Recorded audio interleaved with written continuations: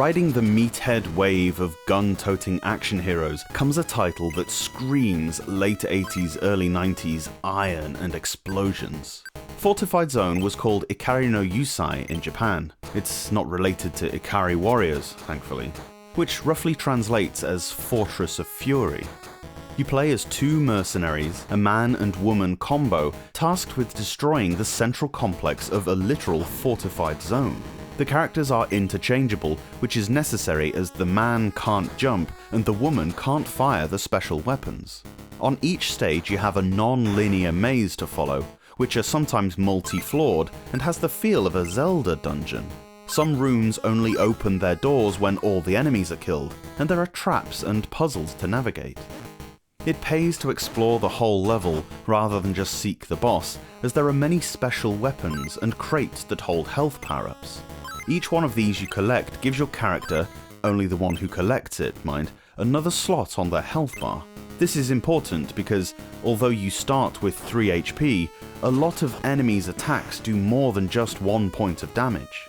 You'll often need to jump across spikes to get some of these bonuses, then switch back to the dude, who must have been piggybacking on the woman while she leapt across the danger. That's chivalry for you, if you want some health ups for him. To be honest, I'd put most of my health bonuses onto the man, as you're going to be using him for most of your fighting. Basically, the game tries to legitimize the addition of the female character by making her gather the tools that the man needs to do his man thing. According to the manual, I've never tried this, it's possible in the 2-player game for the two characters to split up and take on different parts of the maze at the same time. That's pretty clever if it's the case, creating a unique co-op mode for the system at this time. The audiophile in me really appreciates the Sound Boy menu option, which allows you to listen to all of the music in the game. It's the first example of a music menu I can recall so far on the Game Boy, which is great in itself, but the fact that the music absolutely rocks makes this an awesome feature that I really dig. Jaleco were clearly proud of the soundtrack, and rightly so. We've got foreboding military-style songs coupled with fast-paced rock tracks that have some particularly excellent stereo-channel drum synth work going on. The harmonies within all this are broad and very clever, and not at all cliched. One of my favourite soundtracks so far. The game doesn't look quite as outstanding, though, although the cutscenes are very well drawn. Everything is visible and nicely sized, but the backgrounds could have been changed up more. The field looks like the jungle and so on, but it's functional. The enemies are largely all the same, but at least the bosses look pretty badass. The hitbox of your character is slightly too large, I would say. Also, I wish you could move and shoot diagonally. The controls are the only real letdown in the game. When jumping over spikes, for instance, you need to take off slightly earlier than you'd imagine, or else you're getting impaled. You can get used to all these things, but there's a slight lack of polish. Thankfully, this was improved in the Japan-exclusive sequel, Ikari no Yusai 2, which was much the same, but only had one character who could do everything. Done away with was the awkward jumping mechanic, instead giving the player several selectable weapons from the outset, as well as being able to maneuver in all 8 directions. You don't really need to read Japanese to play it, so is one of those imports I thoroughly recommend.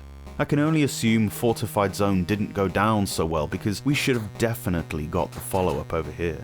The third game in this series became the considerably more well-known Operation Logic Bomb on the Super Nintendo, and that's just as good.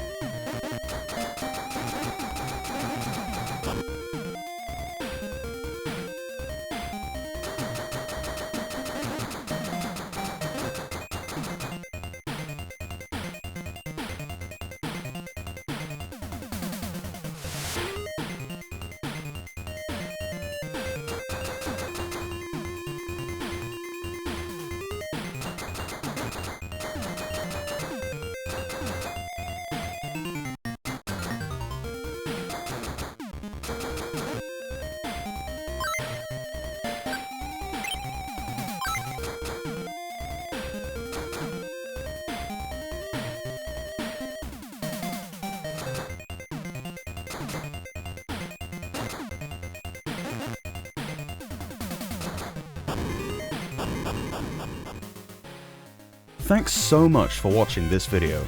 Let me know your thoughts on the game down below, and if you can spare a second, give the review a quick thumbs up, it really helps out. Subscribe to the Portable Power Podcast for a new Game Boy review every day from Monday to Friday.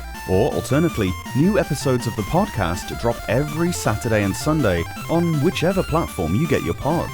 See you later on.